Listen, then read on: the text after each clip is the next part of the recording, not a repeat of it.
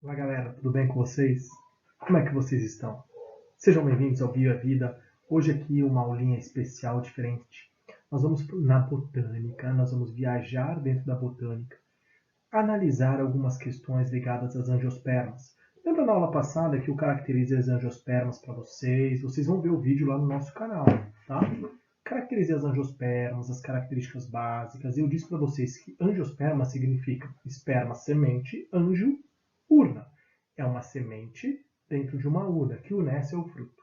Mas até formar o fruto, até que essa condição aconteça, nós precisamos passar por vários processos. Nós falamos do processo de reprodução das angiospermas, correto? E nós falamos sobre o processo de polinização.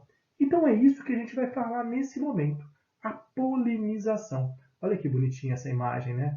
Você deve estar observando essa imagem e imaginando aquele desenhozinho, né? O B-Movie. Assistam, apesar de ser lúdico, ele te explica muito bem a importância da polinização. Mas o que é a polinização? Olha comigo lá. A polinização é o transporte do grão de pólen desde a antera até o estigma. Antera, a porção da estrutura masculina, estigma, a porção da estrutura feminina. Observa, numa flor, retomando a aula passada, nós temos as estruturas dos verticilos florais. A antera, ela compreende a estrutura do estame, e a porção onde o grão de pólen é formado.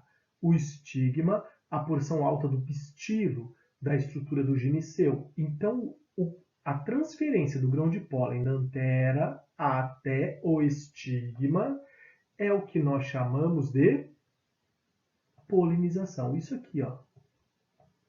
Isso é a polinização. O esquema ilustrativo, de uma maneira bem simples e lúdica, é isso. A planta masculina transfere o pólen para a planta feminina. Este processo nós chamamos de polinização, ok? Agora, essa polinização, ela tem variações, ela tem ações, ela tem variáveis importantes. Tanto que, quanto à polinização, ela pode ser cruzada quando o grão de pólen é levado de uma flor para a flor de outra planta, ou seja, plantas distintas recebem o pólen. Então eu tenho o grão de pólen de uma flor para outra flor de uma outra planta, permitindo o cruzamento entre elas. Em contrapartida, existe a autopolinização. Auto, próprio, polinizar a si mesmo. Neste caso, o grão de pólen atinge o estigma da mesma flor. Qual a diferença? Qual a importância? Na polinização cruzada, atenção, anotem, guardem, armazenem essa informação. Na polinização cruzada, você promove o aumento da variabilidade genética do indivíduo, ok? Na polinização cruzada, nós temos o aumento da variabilidade genética. Isso é primordial dentro da manutenção. Já na autopolinização, o que nós temos?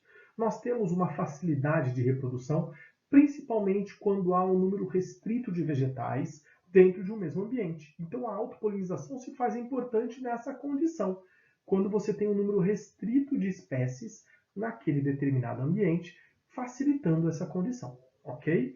Mas o importante do ponto de vista evolutivo é a polinização cruzada. Observe o esquema.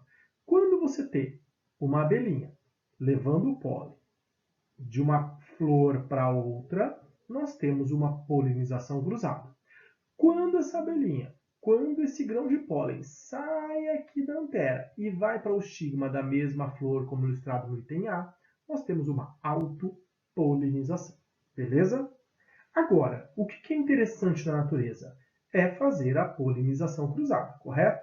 Nessa condição, o que nós vamos ter? Que ter mecanismos no vegetal que impossibilitem essa condição. Então vamos observar isso aí. Olha lá, nós temos aqui mecanismos para evitar a autopolinização. O primeiro mecanismo, chamado ergogamia. Nesse mecanismo, estigmas e anteras têm alturas diferentes. Olha a imagem. Eu tenho aqui uma planta, uma flor real, onde você tem as anteras e você tem os estigmas. Percebam que as anteras estão bem abaixo em relação ao estigma. Então observe que para que um grão de pólen saia daqui e caia aqui, vai ser muito mais difícil do que se esse grão de pólen sair daqui e ir para outra flor. Por isso, é um mecanismo importante. A antera ser abaixo e ter tamanhos diferentes do estigma. Isso nós chamamos de ercogamia, ok? Segundo ponto, a dicogamia. O androceu, que é a parte masculina, e o gineceu, que é a parte feminina, amadurecem em momentos diferentes. Ou seja, uma hora o grão de pólen está pronto, mas o saco embrionário não. Outra hora o saco embrionário está pronto, mas o grão de pólen não. Tanto que nós temos diferenças. Nós chamamos de protandria quando o grão de pólen está maduro, mas o pistilo não consegue recebê-lo porque ele ainda não está pronto. Ou seja, você tem um amadurecimento precoce do grão de pólen em detrimento do mecanismo do feminino, do gineceu. A relação da protogenia é quando o pistilo está pronto para receber o grão de pólen, porém o grão de pólen não está pronto. Nós chamamos isso de protogenia, ok? Nos dois casos, um amadurece antes do outro, beleza? Próximo mecanismo, barreiras físicas, ou seja, existem estruturas físicas que vão impedir o encontro desses organismos dentro de uma mesma planta.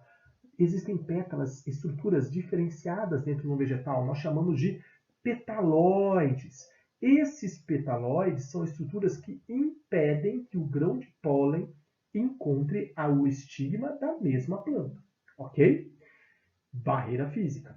O outro ponto a gente chama de autoincompatibilidade, ou seja, o crescimento adequado do tubo polínico não acontece. Olha aqui, ó, sem o crescimento adequado do tubo polínico.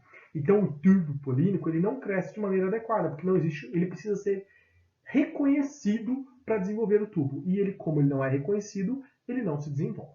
São 4 mecanismos importantes dentro do processo de autopolinização. Agora, quem faz a polinização? Quem são os agentes polinizadores responsáveis por isso? Os principais são os animais. Os animais são os principais agentes polinizadores que se sentem atraídos pelas flores dos vegetais para favorecer o processo de reprodução. São eles: o processo de entomofilia. Entomo é o prefixo que faz referência aos insetos. Gente, os insetos são os principais agentes polinizadores. São eles que vão disseminar o pólen e favorecer. Só que existem grupos de agentes polinizadores de insetos que atuam em momentos distintos, né? Tem nichos ecológicos distintos, ou seja, sobrevivem em momentos distintos. Tanto que insetos diurnos, aqueles que têm um hábito diurno, as flores têm que ter uma preparação para eles. Pétalas coloridas e apresentando guia de nectário e alguns aromas. Mateuzinho, o que é o guia de nectário? O guia de nectário é uma estrutura que está ligada a quê? A uma pétala diferenciada que direciona o inseto ao néctar, ao local onde o néctar está produzido, ok? Nós chamamos isso de guia de nectário, beleza? Já insetos noturnos, as pétalas são claras, visto que a luminosidade é muito baixa, porém elas são aromáticas, favorecem a ação do cheiro, do olfato deles. Segundo animal é o processo de quiropterofilia. Quiropto é o prefixo para morcegos. Como deve ser uma flor polinizada por morcegos? Pétalas claras, muito néctar e com odor extremamente forte, visto que os morcegos não enxergam. Terceira estrutura, ornitofilia. A ornitofilia é o processo de aves. Ornito significa aves. Como devem ser as flores? Elas devem ter pétalas coloridas, néctar e pouco aroma, já que o processo de atração pelo cheiro é pouco reconhecido. Já o visual é muito interessante e a busca por alimento. Quem nunca viu um beija-flor polinizando? E existem, além dos animais, outras estruturas como o vento. Processo de polinização chamado de anemofilia. Anemo significa vento. para eu polinizar pelo vento, a flor precisa ser atrativa? Não, porque o vento não vai se atrair por nada. Tanto que algumas flores não têm pétalas ou têm pétalas muito reduzidas. Não precisam de néctar. Mas os estigmas devem ser grandes, atrativos, para facilitar a captura do pólen. Velho, milho. Você já viram o cabelinho do milho? Cada pontinha daquele cabelinho do milho nada mais é do que a ponta de um estigma que facilita para recuperar e para receber essa estrutura, ok? Outro processo é a polinização pela água, que nós chamamos de hidrofilia. Nesse caso, o grão de pólen é longo para facilitar e ser levado pela água no processo de polinização, beleza? Agora, galera, polinizou, fecundou. O que nós formamos? Nós formamos os frutos. Velho, fruto. Observe a minha imagem. Tudo que você está observando aqui são frutos que são importantes no processo de desenvolvimento do vegetal, ok? Agora, o que é um fruto? Para isso eu vou puxar um slidezinho que eu fiz lá na minha aula de angiosperma, para quem assistiu, acompanhe. Nas angiospermas acontece um processo de dupla fecundação, onde o primeiro gameta fecunda a oosfera formando o embrião, o segundo gameta fecunda os dois núcleos polares formando o endosperma triploide. Com isso nós vamos formar a semente. Isso vai acontecer dentro do ovário, tanto que do desenvolvimento do óvulo surge... Opa, isso aqui ficou uma bosta. Do desenvolvimento do óvulo surge a semente. E do desenvolvimento do ovário após essa fecundação surge o fruto. Tanto que nós temos aqui o óvulo se desenvolveu e formou a semente.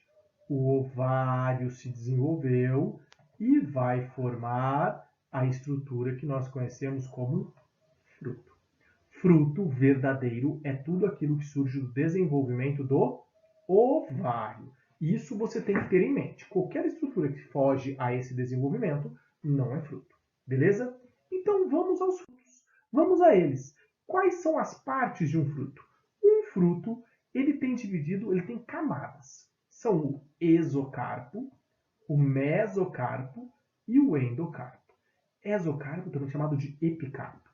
Esse exocarpo é a casca do fruto. O mesocarpo é aquela parte que normalmente é carnosa, que você come. E o endocarpo é a parte interna que envolve a semente. Galera, tudo isso nós chamamos de pericarpo, ok? Pericarpo. Ele é formado por exocarpo ou epicarpo, mesocarpo e endocarpo, ok? Agora, eu coloquei para vocês aqui duas ações. Esse pêssego é uma drupa e essa uva é uma baga. Esses frutos são chamados carnosos, porque o mesocarpo ele se desenvolveu. Qual a diferença desse fruto carnoso com mesocarpo desenvolvido?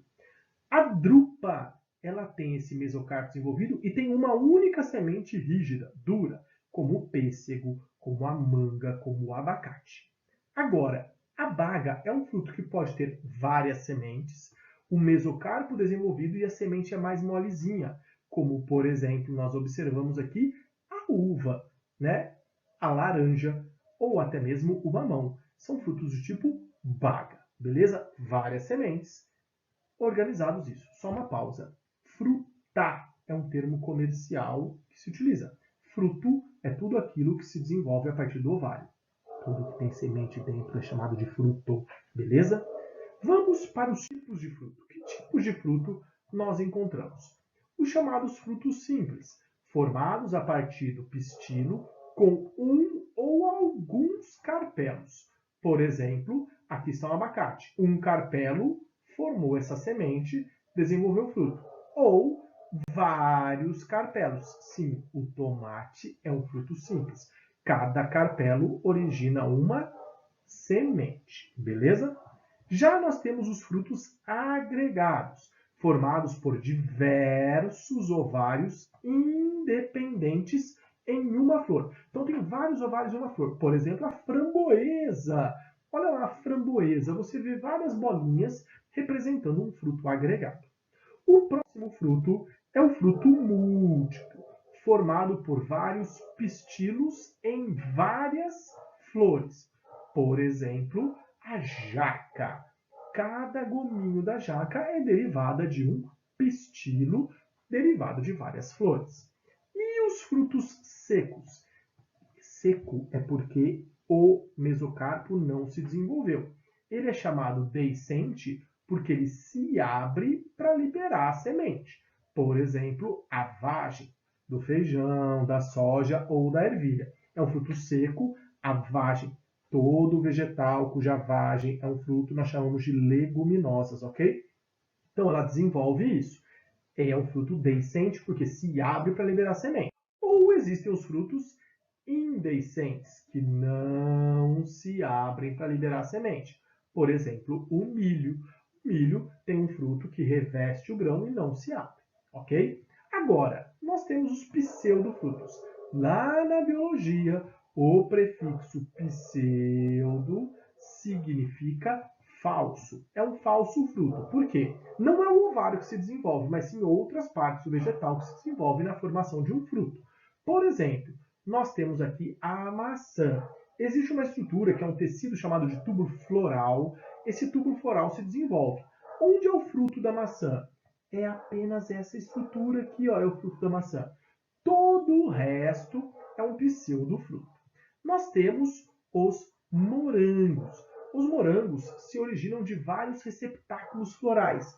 Cada bolinha dessa do morango é um fruto que surge do desenvolvimento dos receptáculos. Nós temos o abacaxi, onde cada estrutura dessa do abacaxi que você observa representa um fruto, fruto de uma inflorescência sem sementes. E o caju. O fruto do caju se desenvolve do pedúnculo. Aqui é o pseudofruto. O fruto verdadeiro é a castanha do caju, que você conhece muito bem. Ok? A castanha, na verdade, é a semente. O que envolve a castanha é essa estrutura.